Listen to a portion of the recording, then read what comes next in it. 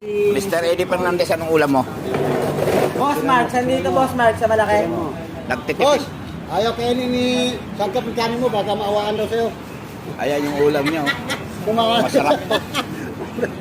Ginataang manok na may kalabasa. With Thai. With dahon na, ito yung dahon na din natutunaw, pare.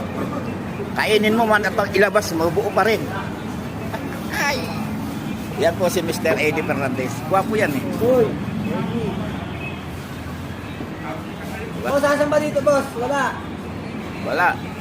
Eto, may kanin dito. Kanino kaya to? Kainin ko kaya.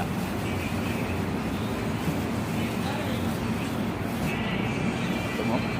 Wala pang kutsara yan. Kaubo.